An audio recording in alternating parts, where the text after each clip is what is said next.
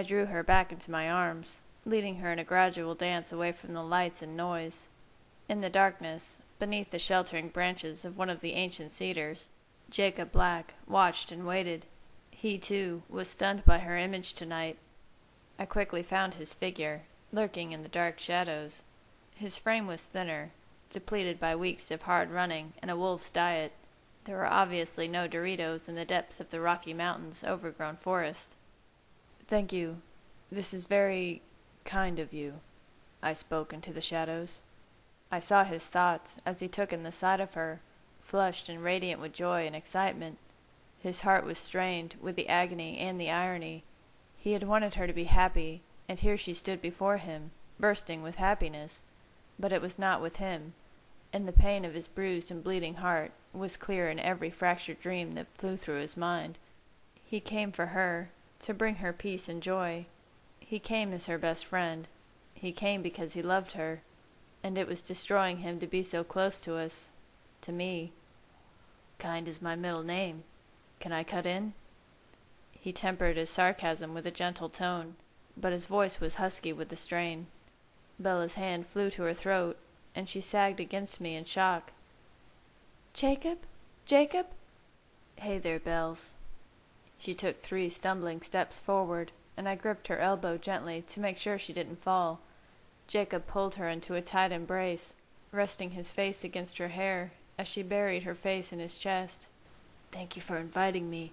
I'm just glad I chose to come." Jacob's thoughts were still jumbled, but he was warmed by Bella's instant acceptance of his arrival. Confident that I had been right to invite him, and relieved that he had appeared, I left to give them some time alone, to reminisce, to say goodbye. "Rosalie won't forgive me if she doesn't get her official turn on the dance floor," I explained as I stepped away. Bella hardly noticed me turning to leave, and I felt a sudden unwelcome stab of jealousy. I stubbornly pushed it away. "Oh, Jacob, thank you." Bella was crying already. She always seemed to have tears for Jacob, but these were tears of joy and relief, I reminded myself. "Stop blubbering, Bella. You'll ruin your dress. It's just me." "Just? Oh, Jake, everything is perfect now." "Yes, I guess everything is," I smiled to myself, scanning the crowd for my sister. As much as I was able to, I pushed their hushed conversation and Jacob's emotional thoughts to the back of my mind. I wanted Bella to have complete privacy, to say her goodbyes to her best friend, the only friend who had been there for her when I had not. For that, and for coming tonight, I was forever indebted to Jacob Black.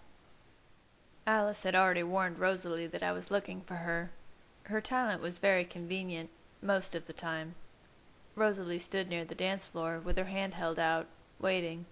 I took her proffered hand, guiding her to the least crowded corner. The first notes of Lady in Red filled the night's air, and I couldn't suppress my smile.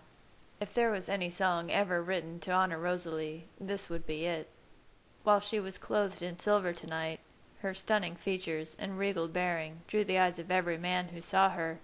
As usual, thoughts ranged from stunned confusion to blatant lust, but the strongest of them all came from Emmett, hovering near the back of the crowd, anxious for the song to be over so he could have her by his side again. I sympathized, but this dance was important to me.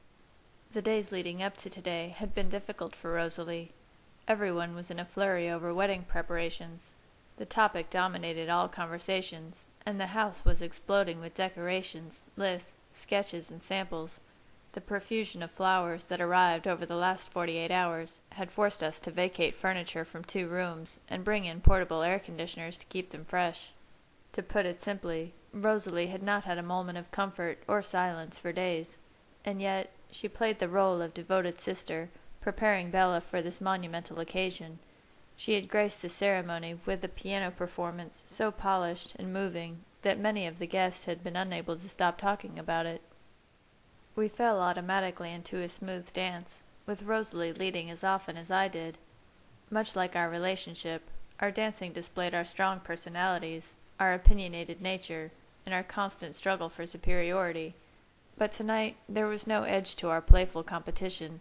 Tonight I was enjoying my sister's company, and happy to show her my extreme gratitude for everything she had done. everything she had been to me over the decades. "I know I said it earlier, but thank you," I began.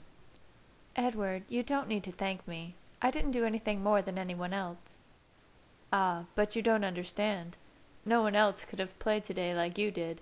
No one else could have captured the essence of our love and turned it into music the way you did. Your rendition of Pachelbel's Canon and Wagner's Wedding Chorus were the most original, the most romantic I've ever heard."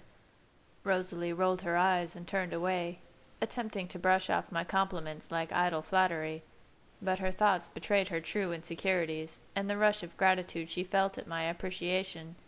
We did not speak again for the duration of the dance, but Rosalie's steps were lighter, her smile softer. We were seeing eye to eye for the first time in many years. It felt wonderful.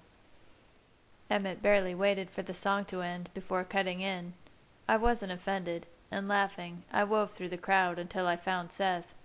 He was standing by the buffet table, picking over the remnants of the feast and filling what I knew was his 5th plate. He greeted me with a sheepish shrug and dug in.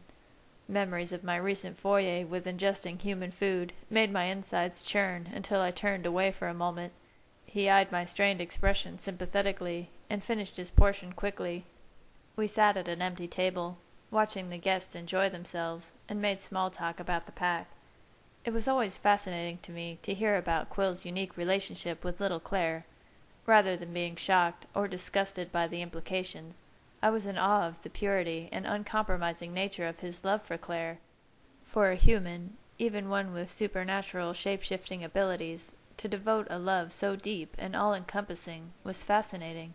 The only bond I knew to be stronger was that of a mated vampire, and even then it often lacked the pure selflessness of the imprint bond.